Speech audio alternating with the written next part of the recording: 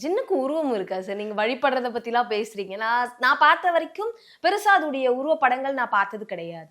உருவப்படங்கள் இருக்கா? எப்படி ஜின்னு வழிபடலாம் முடியுமா? கண்டிப்பாம்மா. அதுக்கு வந்து உருவப்படங்கள்ன்றத விட, அதுல இருக்கிறவங்களுக்கு தான், அதுல வணங்குறவங்களுக்கு, அது வழிபடுறவங்களுக்கு கண்டிப்பா அது உருவத்த நேர்ல காட்சி அளிக்கும். எங்களுக்கு பதில் சொல்லும், பேசும், கொல்லும், வரும்.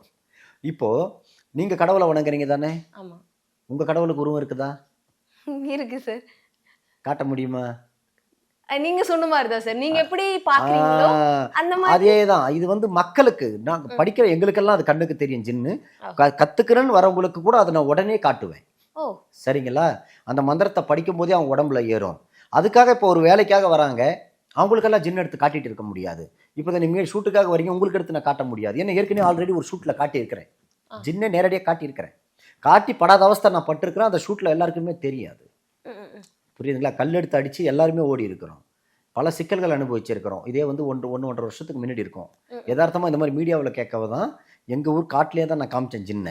காட்டிட்டு பெரிய சிக்கல் எல்லாம் மாட்டியிருக்கிறேன். அதுலேருந்து தான் ஜின்ன வெளியே காட்டுறது இல்ல. என் கார் கண்ணாடி எல்லாம் உடைஞ்சிருக்குது. படங்கள் பார்க்கும்போதுமா இருக்கட்டும் சார், நம்ம பொதுவாவே ஜின் அப்படிங்கிற பட்சத்துல நீங்க நிறைய விதமான நல்ல விஷயங்கள ஜின் பண்ணும். அதோட ஆதரவு இருந்ததுன்னா நம்ம பெரிய உச்சத்துக்கு போலாம் அப்படின்னு சொல்றீங்க.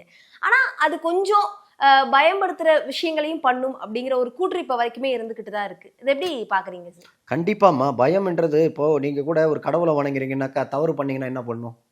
தண்டிச்சிருமோன்னு ஒரு பயம் இருக்கும். அதேதான். தவறு பண்ணாதவங்க எதுக்கும் பயப்பட தேவையில்லை. யாருக்கும் எதுக்கும் பயப்பட தேவையில்லை. இப்போ ஜின் மாந்திரீகவாதியா இருந்தாலும், நான் மாந்திரீகக்காரனா இருந்தாலும், நான் ஒரு தவறு பண்ணா கண்டிப்பா ஜின் என்ன தண்டிக்கும். கடவுளாவது மன்னிக்கும். எப்படி? கடவுள் மன்னிப்பு. கடவுள் மன்னிக்க குணம் உள்ளது. ஜின்னுகிட்ட மன்னிப்பே கிடையாது. நீ நம்பாலும் உன் ஆளுன்றதெல்லாம் கிடையாது. ம். அதுக்கு தேவை பர்ஃபெக்ட்டா நேர்மையா இருக்கணும். கரெக்ட்டா இருக்கணும். இல்லன்னா கண்டிப்பா தண்டிக்கும். எப்பேர்ப்பட்டவங்களையும் விடாது. ஜின்ன நம்புறவங்கள வாழ வைக்கும். அது இருக்குதுன்னுட்டு தவறான பழக்கங்கள், தவறான ஆட்டங்கள் ஆடிக்கிட்டு இருந்தோம்னா நம்மளையும் அடிக்கும். அது ஒண்ணுமே யோசிக்காது.